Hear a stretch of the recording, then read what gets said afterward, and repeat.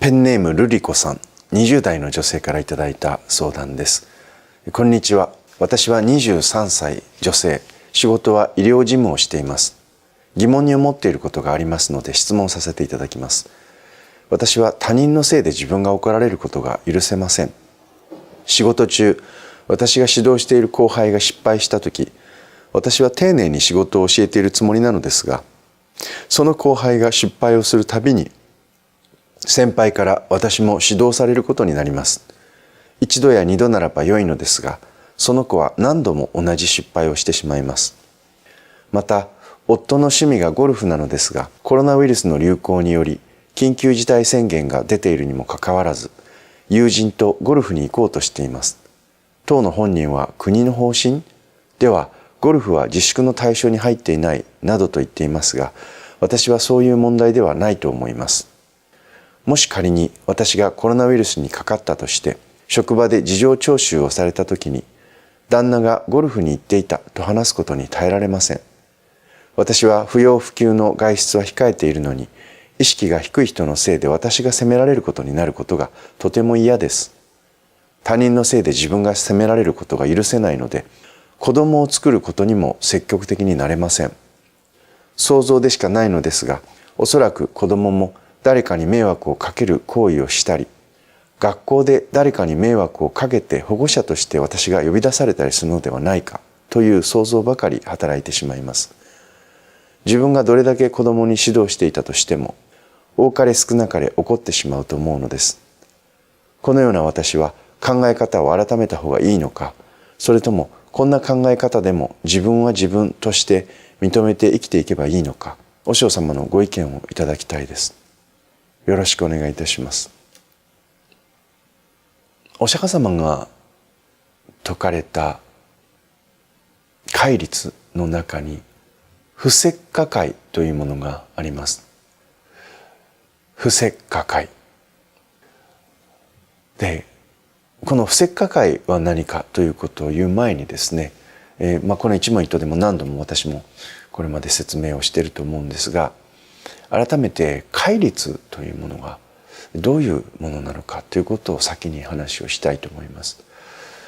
戒律というのは2つの言葉の集まりなんです。戒と律で、戒というのは何かというと、個人が守るべきルール。そして律というのは何かというと、集団が守るべきルールです。仏教教団というのは、お釈迦様は一人で修行するんではなくてね、4人以上集まって修行することを推奨なさいました。なので、この4人以上人が集まると、自分一人ではないので、どうしても全く育ちも考え方も違った人間が集まって修行しますから、そこにはやはりルールがあった方がいいということで、定まってくる。それルールですね。それが律です。で、この戒というのは先ほど言いました個人のルール、自分が守っていった方がいいというルールで、仏教はその神様がこう言ってるのでそれを守りなさい、それを守らないと地獄に落ちるよとか、あるいはね、その神の教えでもないし、それからお釈迦様自身の個人的なその考えの押し付けでもないんですよ。この仏教というのはお釈迦様が説かれた真理なんですね。で、真理というのは普遍的にどんな人にでも当てはまる法則みたいなものです。で、この戒というのは罰則がないんです。律は集団のルールなので罰則があります。でも戒は罰則がない。じゃあなんでその戒があるのかって言ったら、先ほど言ったように私たちはみんな幸せになりたいと思っているし、みんなよりよく生きたいと思っているし、よりいい人生を歩みたいと思ってますよね。ところがなかなかそれが実現しないというのが人間なんですよ。そうですよね。皆さんだって小さい時から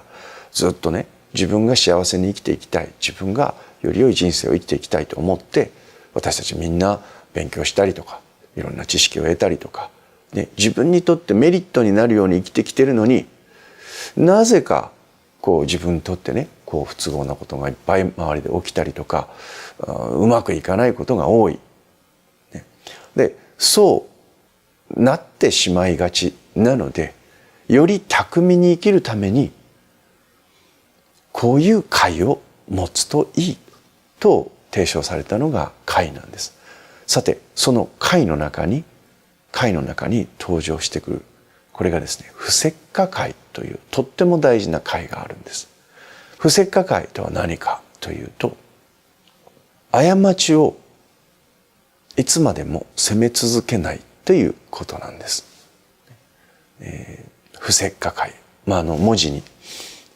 解きすぎない、ね、摂しすぎないということですね。それが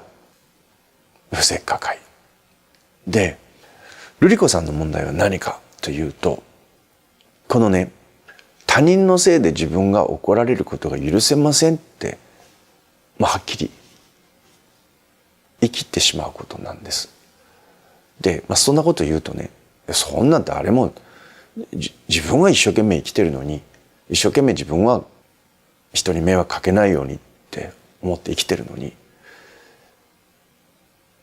自分がね、何か犯した失敗でさえ責められたくないのに、なんで他の人が犯した失敗とか、他の人が不注意でとか、ね、やったミスとか、そんなことで自分も責められなきゃいけないのっていうね。そんなの嫌なの当然でしょって、そう反論が返ってきそうなんですけど、そうなんですよ。私たちはみんなね、誰も他人のせいで自分が責められるなんてことを喜ぶ人はいないんですね。だけども、なんでそれが瑠璃子さんにとっての問題になってしまうのかって言ったら、みんな人間は自分の痛みを避けて快楽を得たいと思ってますよ。自分は不利益を被りたくないし、自分は嫌な思いをしたくない。ましてや他人が犯した失敗とか、ね、他人が不注意で犯したミスね、本人が一生懸命守ろうと思っててミスをしたんならいいんだけれども、例えばご主人のようにね、自分で緊急事態宣言出てるのにゴルフに行くんだと言って、そして、国はそんなこと言ってないだろうって言ってね、出て行って、でそれで実際コロナにかかってしまって責められてる人とかもやっぱりいますもんね。でましてや瑠璃子さんは医療の関係に従事してらっしゃる、お仕事してらっしゃるので、余計ね、自分の夫がそんなんでゴルフに行ってコロナに本当にかかったらどうすんのって、私だって立場ないでしょって、そう思うのは当然ですね。でもこのね、他人のせいで自分が怒られることが許せませんっていう、でこのことが確かにみんなそういう気持ちはあるけれども、なんでこれが問題になるかというと、これがね、あまりに前面に出過ぎると、そうするとせっかく瑠璃子さんがね、自分は一生懸命人に迷惑かけないように生きている、そしてまた自分は仕事でもミスしないように気をつけている。なのになぜか瑠璃子さんの周りにね、こう不注意でミスをしたり、またちゃんとルールを守らない、ちゃんとやらない、それでいて失敗をしたりっていう人がいつまでたっても消えないどころか、どんどんそういう人に巡り合ってしまうっていう悪循環に陥ってしまうからなんですね。でこれね、本当に面白いなと思うんですが、人間はね、自分の心の中で思ってることっていうのが、やっぱりその思いが身の回りにちゃんと実るようにできているんですね。でそれはそうなんですよ。チョコレートが欲しい、チョコレートが欲しいと思うとチョコレートを手に入れるんですね。自転車が欲しい欲しいと思うと自転車を手に入れる。自分が意識していることっていうのは、やっぱり自分の心とか行動の方向性を決めていくんですね。で瑠璃子さんがね、他人のせいで自分が怒られることが許せません、他人のせいで自分が怒られることが許せません、他人のせいで自分が怒られることが許せませんってずっと念じ続けてると、その念というものがね、自分の環境とかね、自分の周りの状況を方向づけててしまうんですよ。だからなぜか一生懸命瑠璃子さんは頑張ってるのに、周りの人たちの中でね、失敗して何度も何度も同じことで失敗して自分が責められるっていうことがまた起きちゃうんですよ。だから余計もう嫌だ、これも嫌だ。で挙句の果てにはまだお子さんはいらっしゃらないのに、ね、子供を思ったら子供も私に迷惑かけてまた私が叱られなければいけないっていうふうにしてね、まだ起きてないことを含めて自分の保身に入ろうとしちゃうんですね。けれども他人のせいで自分が怒られることが許せませんって瑠璃子さんがこれは自分の心の中で常に強烈に念じ続けると、不思議なことにですね、それが自分の意識の中でその状況が実現していってしまう。誰が決めてんのかって言ったら他の人じゃないんですよ。瑠璃子さんなんです。ね。で、実はその戒律というものは、戒というのはよりよく自分が生きていくためにこういうことを守っておいた方がいい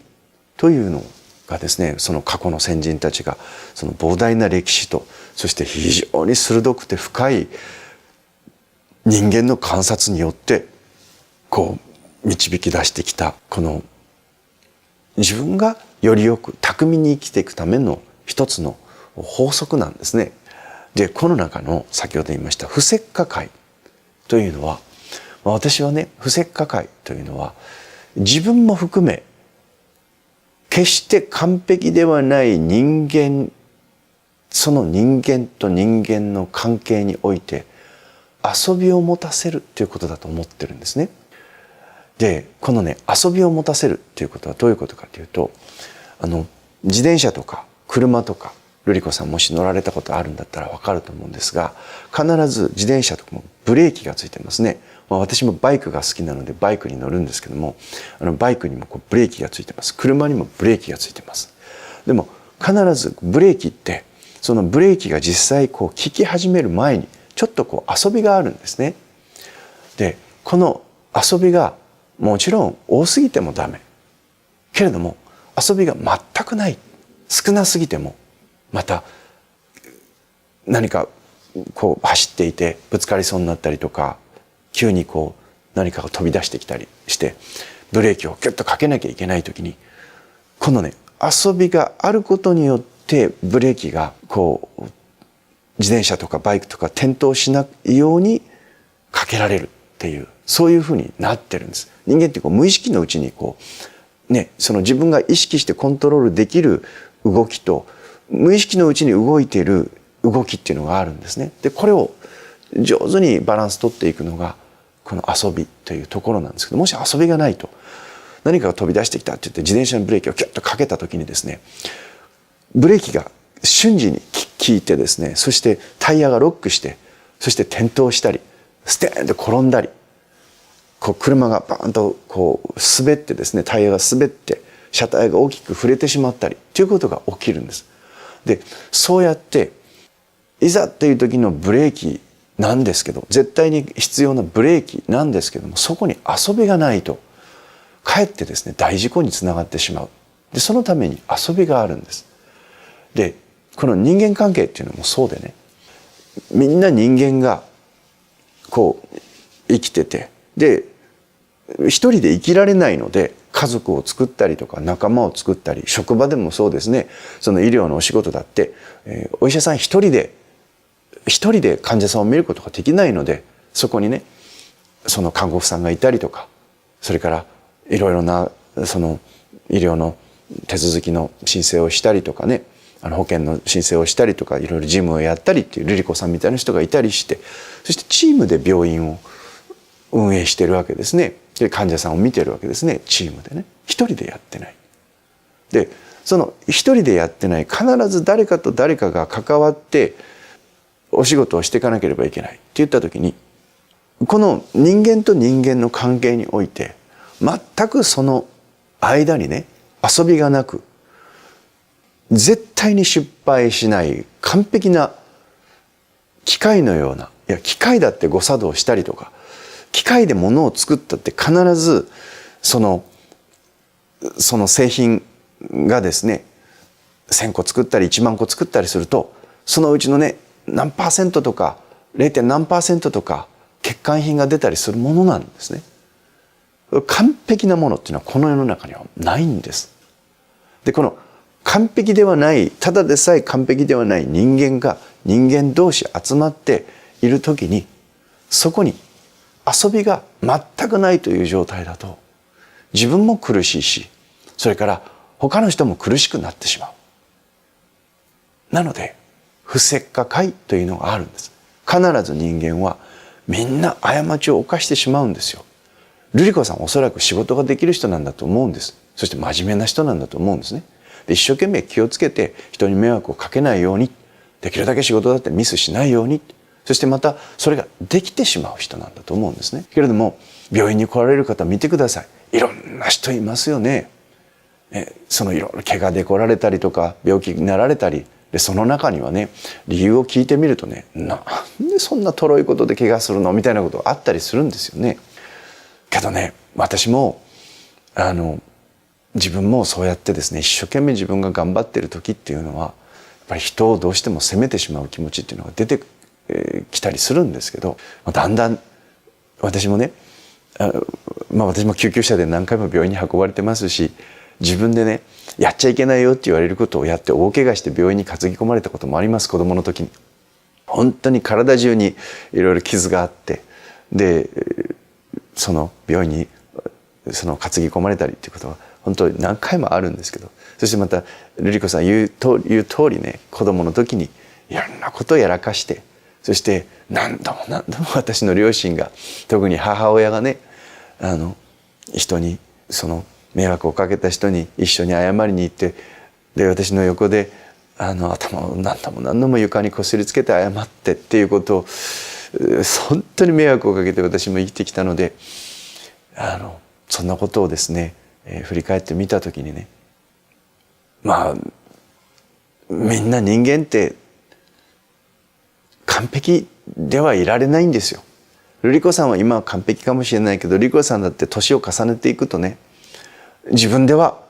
こういう記憶で私は確かにこう覚えてます。だけど実際にその記憶が違ってくるっていう年齢に差し掛かる時だってあるし、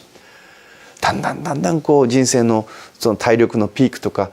そのね肉体のピークに従って記憶力も落ちてね、そしてまた思うように手足が動かないとか、思ったように物事がうまくいかないっていうことが自分にも起きてくるんですね。だから人生を生まれた時から死ぬ時までトータルで考えてみた時に、その前半必ずルリ子さんだって誰かに迷惑をかけてきてるんですよね。迷惑というかお世話をしてもらってきてるわけですね。そしてまた人生の後半になったら誰かの世話にならないといけないんですね。全部自分で完璧に誰の手も煩わせることなく生きていくということは全ての人間にとって不可能なんです。だから一時期自分が完璧に何か物事ができるということがあったり、他の人より物事ができる、うまくできる、巧みにできるということがあったりしてもね、どこかでその完璧ということはずっと永遠には続かないし、完璧は本当の意味ではありえないので、そう思った時に人を責める、それから自分も含めて責め続けるということはやっぱり苦しくなってしまう。だから不摂化界というものがですね、仏教のこの戒律の中にね、トップ10の中に入ってるんですよ。私たちが個人で守っていった方がいいよという戒の中のトップ10に入ってます。ね、で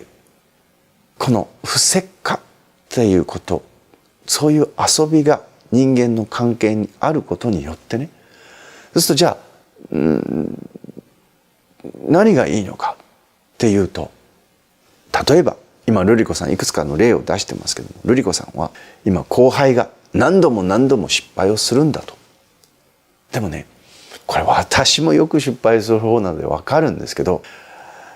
職場においてよくできる先輩がいる。自分もその人のようになりたいと思う。誰も失敗して自分も叱られたいと思う人いませんし、失敗したいと思う人いません。ね、だけども失敗してしまう。その時にですね、こっぴどく叱られたりする。お寺の世界なんかでも厳しいので、先輩からですね、自分がうまくできない、至らない、何度も同じ失敗をしてしまうということで散々叱られることがあるわけです。みんなの前で大声でね、叱咤されることもあるわけですね。そうすると恥ずかしいじゃないですか。で、次から気をつけようと思って練習するんですけど、でもまたなんか儀式の時になるとね、緊張して失敗してしまう。私も何度もやりました。何度もやりました。とろいなお前はって言われてっていうこともありました。ね、完璧にできることの方が少ない。ね、でやっぱり完璧にできる人っていうのは細かく見てらっしゃいますから、ちょっとした失敗でもね、キッとなって、で後でこう睨まれたり叱られたりするわけなんですね。でもね、そういう人と一緒に儀式に参加したり、そういう人と一緒に働いたりすると、もちろんこっちが悪いんですよ、失敗するからね、こっちがいけないんですけど、そういう人と一緒に仕事をずっとし続けると、失敗しちゃいけない、また叱られちゃいけない、また叱られちゃいけないと思うと、また失敗しちゃったりするんですよ。そこに遊びがないがゆえに、落ち着いて物事を判断したりということができなくなっていってしまうんです。だから後輩が何度も失敗をするっていうのは、もちろんそういう人いますよ。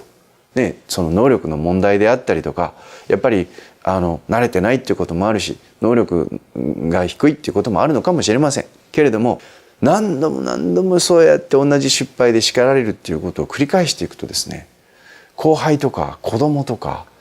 っていうのはね、知らないうちにやっぱりその自分が叱られたくないっていう保身が強すぎてですね、そしてかえって緊張して失敗をしてしまうんです。だから瑠璃子さんが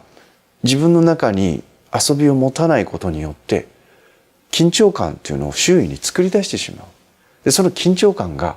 後輩を失敗させるという方向に加担してる。それでまた自分も叱られるということが起きてたりするんですね。これがね、本当に不思議なんですけども、知らないうちに自分が緊張してしまうと失敗をしてしまう。もちろん失敗する人がちゃんと仕事ができないのでいけないんですけどね、そのお仕事ですからね。だけれども、その極度の緊張感っていうものをですね、瑠璃子さんが感じている以上に何度も失敗して、しかも自分が叱られるだけじゃなくて、その瑠璃子さんも上司に叱られるということをその後輩が知っていたとすると、もっとね、いやなんか申し訳ないなってその子が思う子であれば余計緊張してまた失敗してしまうということがあったりするんですね。なのでもちろんお仕事で失敗するっていうのは許されないこともあるわけです。ちゃんとやってもらわなければ困る。それはその通りです。その通りなんです。だけれどもあまりにね、もう絶対私はそれで失敗するの叱られたくないんです。でそういう思いが強すぎると、知らないうちに周囲を緊張させてしまう、後輩を緊張させてしまう、そしてまたその緊張が後輩のさらなる次なる失敗を生んでしまうという悪循環に陥ってしまうことがあるんです。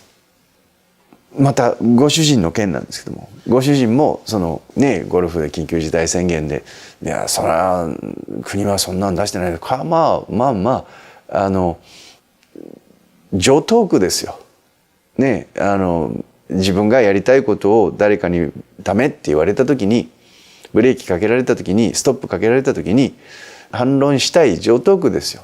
ね、小学生みたいなことを言います。ね、言います。で確かに奥さんの立場を考えた瑠璃子さんのことも考えたり、本人だってね、ゴルフに行ってっていうのはゴルフが趣味でっていうんであればね、ある程度、生活にも余裕がある人だと思うんです。ね、生活は苦しくて仕方がないってことじゃないと思うんですね。けれどもゴルフに行ってっていうそういう余裕もある。自分でももちろん気をつけていくんだからいいじゃないか。しかもゴルフで打ちっぱなしですかだったりしたらね、そしたら決して密室にこもって密になってるわけじゃないんだ。離れてゴルフやってんだからいいんだって、それいくらでも言い訳はできます。だけれどもね、私のことも考えてよっていう気持ちにももちろんなると思うんですが、もちろんその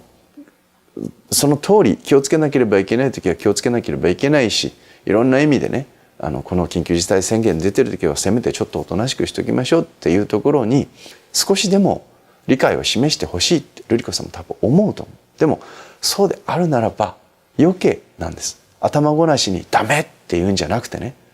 それはまあゴルフも行きたいと思うけど、せめてねちょっとそこは私のことも考えて、ね、立場も考えて、また本人のね何よりも健康っていうところも考えて我慢してくれると嬉しいなぐらいの感覚でいる方がね、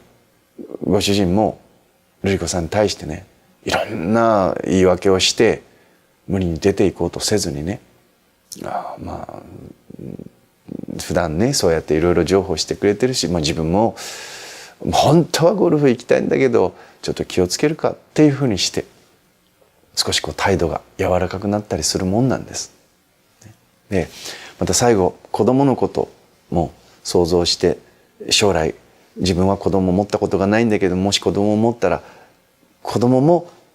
失敗することによって私が責められる、それは嫌だってそんな想像までしてしまう。でも本当にねこれは散々失敗して人に迷惑をかけてきた私だから言えることなのかもしれないんですが、今私は人に散々迷惑をかけて、親に迷惑をかけて育ち、そして先輩や上司に迷惑をかけて社会人になり、そして今上司になってね、そして、部下とかあるいはお寺で修行僧を持つ立場になりました。いろんな人います。いろんな人がいろんなことをやらかしてくれます、ね、だけどそれを見ててね、なんでこんなことをっていうことはいっぱいありますよ。いっぱいあります。でもその時にね思い出すんです。自分も同じように失敗してきたっていうこと。そう人間は必ずね先に生まれるもの、先にその職場に入るもの、先に人よりも何かが上達するものっていうのがいるんですね。そしてその人が次の後から来る者たちを育てていく。でそのことによってその後から来る者たちが育つことによってね、その先に行ったものが今度だんだんその人が老いていったり、あるいはその人がにとっての助けになったりして、そしてより一人だけで先に行ったものだけではできないこと、先に行ったものだけではやっぱりその人も衰えていきますからね、先に生まれたものだけでは解決できないことというものを後から来たものを育てることによってより良いものを作ったり、より大きなことができるようになったり、そしてまたより自分が低迷していくところを今度逆に救ってもらったりっていう、この持ちつ持たれつ、助けられという関係でトータルで見ると生涯を生まれて終えていく、死んでいくまでを終えていくんです。だから必ずどこかで自分も失敗したり、人に世話にならなきゃいけない時があったり、人に世話してもらったり、それが特に人生の前半と後半である。お子さんだってそうです。子供生まれたらね、思い通りには絶対いけませんよ。それはいろんなことやらかしてくれます。でも忘れてしまっただけで自分も自分の親にそうやって世話になってきてる。程度の差はあれね。瑠璃子さんはいい子だったと思うんですけど、私は散々迷惑かけてきましたから、何度私の母が私のことで泣いたかっていうのはもう思い起こすともう申し訳なくて頭上がらない。だけれどもそうやって私も育ってきたので、ね、自分が後輩を持ったりとか部下を持ったりとか子供を持ったりとか生徒を持ったりした時に、なんでこんなことやるかなって自分の失敗を棚に上げておきながらね、自分の過去を棚に上げておきながらそう思うんですよ。思うんだけども、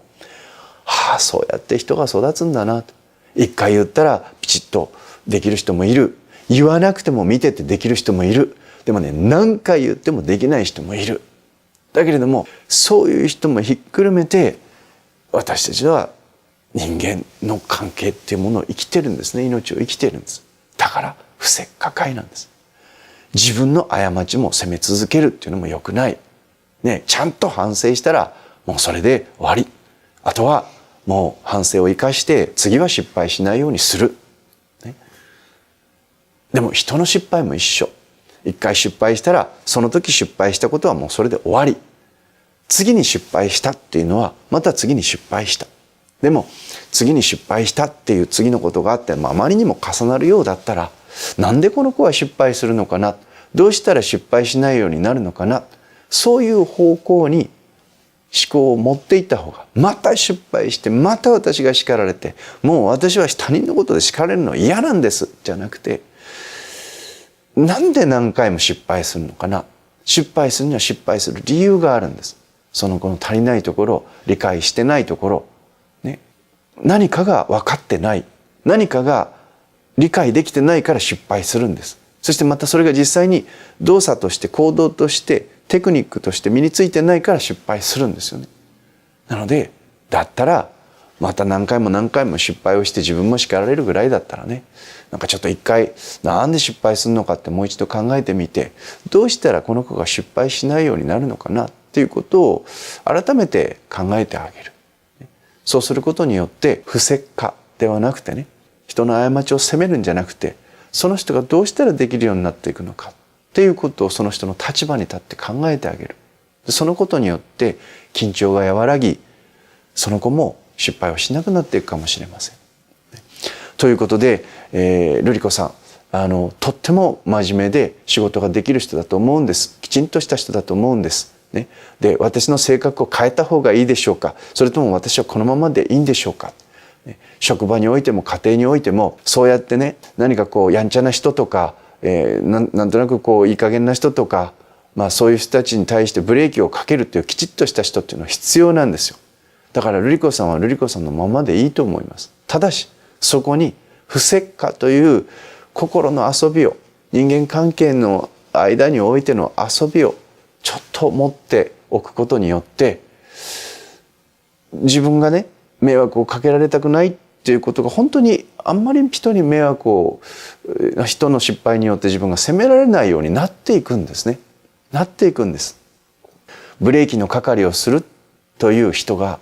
必要だったりするわけですね。で瑠璃子さんはそういう役割をおそらく家庭においても職場においても果たしている人だと思うんです。ただそこにね、全く遊びがないブレーキっていうのは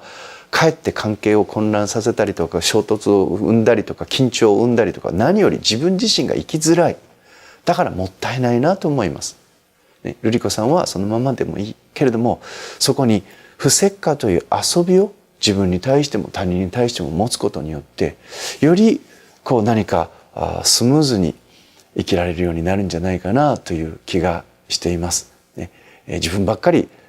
カリカリして疲れちゃうということが大きく減るような気がします。そうすると不思議とですね、周囲の人たちが失敗をしなくなったり、それからご主人なんかもね、そうかお前がそんなに言うんならちょっとね我慢しとくかっていう態度になったり、ね、